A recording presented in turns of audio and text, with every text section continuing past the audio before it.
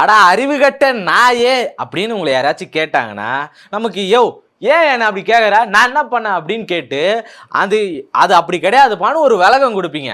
ஆனால் எங்கள் அண்ணன் விஜய் அண்ணன் இருக்கார்ல, போடா தற்குறி அப்படின்னா அதுக்கான வேற பதில் தான் சொல்லுவார், ஆச்சரிய குறி, உங்களை எல்லாரையும் கேள்விக்குறியா மாத்திட்டாங்க. இப்படிதான் பேசுவாரே தவிர அந்த தற்குறின்னு சொல்றதுக்கான காரணம் என்னன்னு ஆராய மாட்டார். அது எப்படி தற்குறித்தனமா இருக்குமோ, மக்களுக்கு போய் நன்றி சொல்றேன்ற பேர்ல இன்னைக்கு அவர் பண்ணதும் தற்குறித்தனமா தான் இருந்திருக்கு. இந்த தற்குறின்ற வார்த்தையை நம்ம பயன்படுத்த வேணாம், கடுமையான சொற்கள் அப்படி சொல்லி அவங்கள அந்நியப்படுத்த வேணாம், அந்த மக்களுக்கும் சேர்த்து புரிதலை ஏற்படுத்தணும் அப்படின்னு நம்ம யோசிச்சோம்னா நம்ம மூஞ்சில நம்ம கரியே பூசிக்கிறோம் அப்படின்றதான் நினைப்பு. ஏன்னா இன்னைக்கு போய் முதல்வர் பேசுறது அப்படிதான் இருந்துச்சு. என்னெல்லாம் பேசியிருக்காரு அதை எல்லாத்தையும் எடுத்து கொண்டு வந்திருக்கேன், சில விளக்கங்களோட விளக்கி சொல்றேன், பார்த்துக்கோங்க.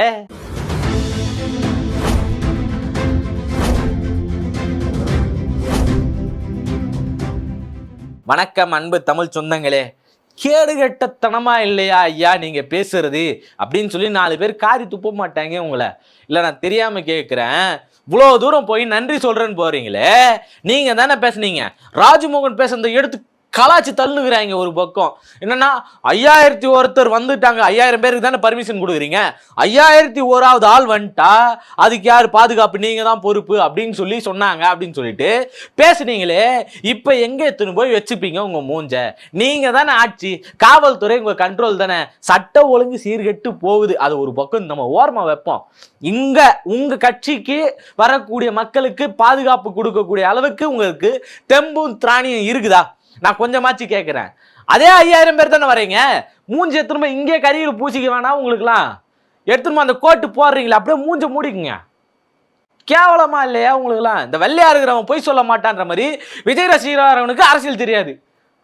அது எப்படி மூட நம்பிக்கையா இருந்துச்சா, இதுவும் அதே மாதிரி மூட நம்பிக்கை. இது மூட நம்பிக்கை இல்லை, உண்மை நம்பிக்கை. உண்மையிலே விஜய் ரசிகர்களுக்கு அந்த அடிப்படை அறிவு யோசனை அப்படின்றது சுத்தமா கிடையாது. போய் மேடையில் பேசுறாருங்க, நான் கூட ஏதாச்சும் ஒரு இடத்துல நன்றி சொல்லிடுவாருன்னு பார்க்குறேன். இன்னும் கொஞ்சம் கூட ஜெயிக்க வச்சிருந்தீங்கன்னா இந்த தீய சக்தியும் மற்றும் பலர்லேருந்து இப்போ எல்லாத்தையும் வாங்கி சொரியுங்கிறீங்க. எங்கே சொரியுங்கிறா? வாயில் பிகில் வச்சுருக்கிறீங்களா அப்படின்னு 4 பேர் கேட்க மாட்டாங்களா? கட்சியில் வாங்கி எல்லாரையும் இழுத்து போட்டுக்கினீங்கல்ல, குதிரை பேரம் நடக்கலையா? கேள்வி கேட்குறாங்களே, சட்டசபையில் கேள்வி கேட்டாங்களே, ஸ்டாலின் சார் தோத்ததுல அறிக்கையா விட்டு தள்ளுறான். சட்டசபையில் உன்னைய கேள்வி கேட்டதுக்கு நீ போய் அறிக்கை விட்டுனுக்கிறியா அப்படின்னு சொல்லி 4 பேர் கலாச்சுனுங்கிறாங்கண்ணே உன்னைய. அவங்களுக்குலாம் நான் என்ன பதில் சொல்றது அப்படின்னு கேட்குற லெவலுக்கு விர்ச்சுவல் வாரியர்ஸ் வச்சிருக்கீங்களே, என்ன பதில் சொல்றது? விஜய் ரசிகர் அப்படின்னாலே இங்க ஒரு பெரிய பிம்பம் இருக்கு, தற்குறின்ற பிம்பம் வச்சிருக்காங்க. அவங்கெல்லாம் பாருங்க உங்களை மாத்தி காட்டிட்டாங்க அப்படின்னு பேசுறாரு. கொஞ்சமாச்சு கூச்சனாச்சு வேணாமா? இதுல புஷி ஆனந்த் பேசுறாரு, 234 தொகுதியிலையும் விஜய் அண்ணா மூஞ்ச பார்த்தா ஓட்டு போட்டாங்க அப்படின்ட்டு. அப்ப 234 தொகுதியில 108 மட்டும்தான் உங்களுக்கு கொடுத்துருக்காங்க. மீதி எல்லாம் நீங்க வேணான்னு நினைச்சிருக்காங்க. ரெண்டுத்தையும் ஒண்ணு சேருங்க. நீங்க வேணான்னு நினைச்சது அத்தனை பேரு. ஒரு 234 தொகுதியில ஒரு 108 மைனஸ் பண்ணுப்பா, பேலன்ஸ் எவ்வளோ? 126 தொகுதி. 126 தொகுதி மெஜாரிட்டியான தொகுதி உங்களை வேணான்னு நினைச்சிருக்கு.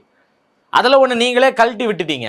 அதில் உங்களை வேணான்னு நினச்சி யாரெல்லாம் ஓட்டு போட்டாங்களோ இப்போ அவங்களே ரிசைன் பண்ணிட்டு திரும்ப உங்கள் கட்சியில் சேர்ந்துருக்காங்க. திரும்ப நீங்கள் வரணும்னு. இதில் இடைத்தேர்தல் வந்தால் கிழிச்சு நாற்று கட்டிடுவோம், மொத்தமாக நம்ம தான் ஜெயிப்போம்னு தெரியும் எல்லாரும் சொல்லிட்டு இருக்காங்க. அப்போ பண்ண வேண்டியது தானே? எதுக்கு போய் எல்லாருக்கிட்டையும் வாங்கினுங்கிற, கடன் வாங்கினுங்கிற? கூட்டணி கட்சியே எதுக்கு கடன் வாங்கினீங்க? ஆட்சியை கலைச்சிருக்கலாம்ல. ஆட்சியை கலைச்சி விட்டு திரும்ப எலெக்ஷனில் நின்று ஜெயிச்சிருக்கணும். அவங்க பகிரங்கமாக அனௌன்ஸ் பண்ணிட்டாங்கப்பா ஆப்போசிட்டில், நாங்கள் இதுக்கு மேலே எதிர்கட்சி தான். எதிர்கட்சின்றது இவங்களுக்கு புதுசுலாம் கிடையாது. அவங்க ஸ்ட்ராங்காக நிற்கிறாங்க. எதிர்கட்சி ரெடி, ஆளுங்கட்சி எங்கேயான்னு கேட்குற லெவலுக்கு தான் அன்றைக்கி இருந்தாங்க. இன்றைக்கும் அப்படி தான் இருக்காங்க. அவங்க அறிக்கை விட தான் ஏன் செய்வாங்க? நீங்கள் பேசலை, நீங்கள் போய் பேசலையா? ஏன் 5000 பேருக்கு மேலே அனுமதி கொடுக்க முடியாதா? பாதுகாப்பு கொடுக்கலையா? நியாயமாக இவர் பேசக்கூடிய அரசியல் நிகழ்ச்சியான முதல் நிகழ்ச்சி இது. அரசு நிகழ்ச்சியை தாண்டி அரசியல் நிகழ்ச்சியா முதல் நிகழ்ச்சி. நமக்கு துரோகம் செஞ்ச ஒருத்தரையும் பிடிச்சி உள்ள போடுறேன். கரூர்ல நடந்த விஷயத்துக்கு நான் நடவடிக்கை எடுக்கிறேன். கோயம்புத்தூர்ல நடந்த சம்பவம், அந்த பெண்ணுக்கு பாலியல் வன்கொடுமை செஞ்ச அவருக்கு தூக்கு தண்டனை கிடைக்கிற வரைக்கும் நான் விட மாட்டேன். சிங்கப்பெண் பாதுகாப்பு படையை அப்படி ஸ்ட்ராங் பண்ற. பேசுங்க, வாய் இருக்குதா? கொஞ்சமாச்சு துப்பு இருக்குதா அப்படின்னு என்ன கேட்க மாட்டாங்களா? அந்த லெவலுக்கு தான் விஜய் அவர்களுடைய செயல்பாடுகள் இன்னைக்கு இருந்திருக்கு. பேச்சுக்கெல்லாம் அப்படிதான் இருந்திருக்கு. இதெல்லாம் அறிக்கையை விடுறாங்களாம். அறிக்கை விடுறாங்க அவங்க சொல்றீங்களே, நீங்க என்ன பண்ணீங்க? சட்டசபையில உங்க எதிர்க்க வச்சு பேசுனதுக்கு வீட்டுக்கு போய் அறிக்கை விடுறாரு. ஏப்பா அவர் தான் அங்க உதயநிதியே இல்லையே, அப்புறம் எப்படி அவர் அங்க பேச முடியும்? அவர் வீட்டுக்கு போய் தான் பேச முடியும். அவங்க வீட்டுல உதயநிதி உட்காந்துக்கிறாரா? எங்க போனாலும் திருசாவை கூட்டின்னு போறாருங்க. அதுக்கு பதில் சொல்லுங்க. மத்த எல்லா கலாய்க்கிறதுக்கும் போய் பேசுறாருல, தற்குறின்னு சொன்னா பேசுறாரு, கலாய்க்கிறாங்க பேசுறாரு. சரி திருசா வருது எல்லாத்துக்கும், அதுக்கும் சேர்த்து பதில் சொல்லுங்க. ஏன் வராங்க? இந்த கேள்வியெல்லாம் எல்லார் மத்தியிலும் வருமா வராதா? கொஞ்சமாச்சு மனசாட்சியோட அடிப்படை அறிவோட விஜய் ரசிகர்கள் யோசிச்சாங்க அப்படின்னா, அண்ணே கரண்ட் கட் ஆகுது, நெருக்கடி கொடுக்குறாங்க, திமுக காரங்க தான் செய்யறாங்க, அவங்கள முதல்ல முடிக்கிற வேலையை பாருங்கண்ணே. அது என்ன, ஒரு கவுன்சிலர் கண்ட்ரோல் பண்ண முடியாது, அரசு அதிகாரிகளை கண்ட்ரோல் பண்ண முடியாது, அரசு எதுக்கு தேவையில்லாத அரசு? அந்த இடத்துல எதுக்கு ஒரு எம்எல்ஏ அதில் ஃபோன் பண்ணி எங்க கரண்ட் கட் ஆகுதுன்னு குளத்தூர்ல ஃபோன் பண்ணி கேட்டா, அப்பா நான் 10 மணிக்கு மேலே தூங்கிடுவோம்பா, எனக்கு ஃபோன் பண்ணாதீங்கன்றாராம். இவர் தான் எம்எல்ஏ, இவர் தான் உங்களுக்கான மந்திரி யார் வந்திருக்காருன்னு பார்த்தீங்கன்னா, தம்பி நீ ஃபுல்லா சாப்பிட்டு வந்துக்கிறேன், நான் ஒன்றும் சாப்பிடல, இதுக்கெல்லாம் பதில் பேசு.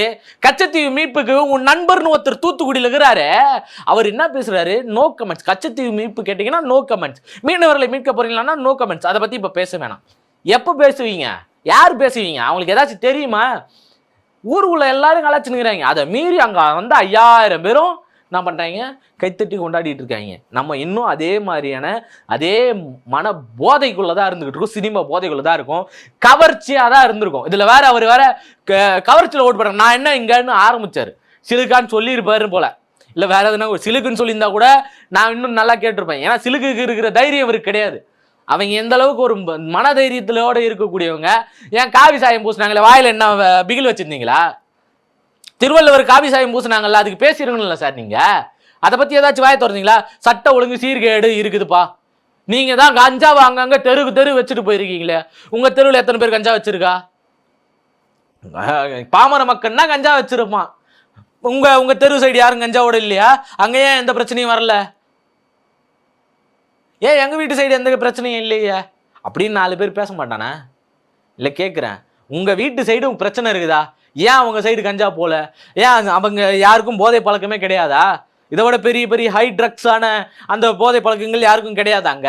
4 பேர் கேட்க மாட்டாங்களா? அந்த போதை பண்ணாலும் அவங்க வெளியே தெரியாம இருக்கிறாங்க. இவன் வேற வழி இல்லை. அதுக்கான மாற்று பாதை என்ன? நீ என்ன பண்ண போற? அதை பதிலுக்கு பேசுங்க. பாலியல் வன்புணர்வு நடந்துச்சு அந்த 10 வயசு குழந்தைக்கு, நான் சேலஞ்ச் பண்ணேன். நான் வந்து விஜய் மட்டும் இதை பத்தி பேசிட்டாரு, ஆதரவா பேசிட்டாரு, அந்த குடும்பத்துக்கு ஏதாச்சும் ஆறுதல் சொல்லிட்டாரு அப்படின்னா நான் இதுக்கு மேல விஜய் அவர்களை பத்தி பேசலன்னு சொல்லி சேலஞ்ச் பண்ணேன். நான் கூட ஒரு செகண்ட் போயிட்டேன், சட்ட ஒழுங்கை பத்தி வரும், ஆஹா போச்சு இவர் பேசிடுவாரு போல, இதுக்கு மேலே நம்ம விஜய் பத்தி கண்டென்ட்டே போட முடியாது, நம்ம மற்றவங்க மாதிரி இந்த பாண்டிய மாதிரிலாம் வந்து நம்ம இருக்கக்கூடாது, நம்ம நேர்மையாக நடந்துக்கூடும், அதுக்கு மேலே போடவே கூடாது, அப்படி யோசிச்சுட்டேன் நான். ஆனால் அதுக்கப்புறம் தான் நடந்துச்சு, இவர் அதை பற்றி பேசவே இல்லைங்க.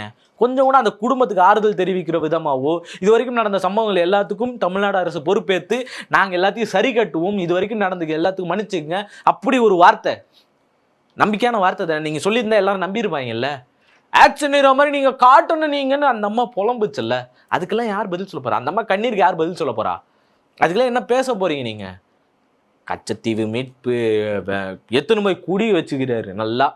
எனக்கு 4 பேர் நான் உங்களை கேட்டுருவோம் போல அப்படியான வார்த்தைகள் இங்கே எல்லார் மத்தியிலையும் வந்துக்கிட்டு இருக்கு. கொஞ்சமாச்சு ஈவை இறக்க மனசாட்சி இதோட நீங்கள் நடந்துக்கிட்டு இருந்தீங்க அப்படின்னா நீங்கள் செஞ்சிருக்க வேண்டியது, அந்த இடத்துல ஓட்டு போட்ட எல்லாருக்கும் நன்றி, நான் உங்களை கைவிடலை, கண்டிப்பாக நம்பிக்கையான ஒரு ஆள் தான் இருக்க போகிறாரு, இதெல்லாம் சொன்னீங்க. அதே மாதிரி என்ன பண்ணிருக்கணும் அப்படின்னா, கரூரில் நடந்த சம்பவத்துக்கு குற்றங்கள் கண்டிப்பாக வெளியே வரும். அங்கே எப்படி விசாரணை நடக்குதோ இங்கே நம்ம ஆளுங்களும் சேர்ந்து தனிப்படை வச்சு இங்கே விசாரணை நடக்கும். அந்த இடத்துல மாற்று கருத்தாக ஏதாச்சும் வந்தாலும் மற்றும் பலர் என்ன பண்ணாலும் அதை மாற்றி சரியான ஒரு விசாரணையை நாங்கள் கொண்டு வந்து இங்கே நிறுத்துவோம் சொல்லியிருக்க வேணாமா? இன்னைக்கு அப்படி செஞ்சுருக்கணும்ல நீங்கள். அப்படி ஒரு வார்த்தை உங்ககிட்ட இருந்து வந்திருந்தா அந்த மக்களை பற்றி என்ன கவலை? டான்ஸ் ஆடினால்தானே தானே நீங்கள் போய் உங்கள் கூட்டத்துக்கு வரும்போது ஒரு காவல் அதிகாரி அடிபடுறாரு, உடனே லைவ் கட்டு, அவர் இறங்கி போய் பார்த்துருந்து லைவ் போட்டிருந்தீங்கன்னா அது பாராட்டக்கூடிய விஷயம். அதை 1000 பேர் கிண்டல் பண்ணிட்டு போகிறான், இல்லை 1000 பேர் கதைன்னு சொல்லிட்டு போகிறான், அதை கண்டுக்க கூடாது. இப்படியான விஷயங்கள் எல்லாம் நீங்கள் கண்டுக்கணும். அப்படி செயல்பட்டால் தானே நீங்கள் ஒரு சரியான முதல்வர். அதை விட்டுட்டு கரண்ட்டை கட் பண்ணுறதும் பாருங்க, திமுக இன்னமும் உட்காந்து திமுக குறை சொல்லுங்கிறாரு. அவங்க எல்லா கதவையும் அடைச்சி விட்டு போயிட்டாங்க. உங்ககிட்ட தான்ப்பா சாவி இருக்குது, பாஸ் உங்ககிட்ட தான் சாவி இருக்குது, அதை மாத்திங்க. What bro, it's very wrong bro அப்படின்னு சொல்ற மாதிரி தான் விஜயோட பேச்சு இருந்துகிட்டு இருக்கு. நீங்க அவர் பேச்சுல ரசிச்ச விஷயம் என்ன, உங்களுக்கு பிடிச்ச விஷயம் என்ன, அவர் பேசுனதை எப்பா நீ இதை விட்டுட்டப்பா, இதை சொல்லியிருக்கணும்பா நீ அப்படின்னு எதாவது சொல்லணும்னு நினைக்கிறீங்களோ அதை மறக்காம கமெண்ட்ல சொல்லிட்டு போயிடுங்க. நன்றி, வணக்கம்.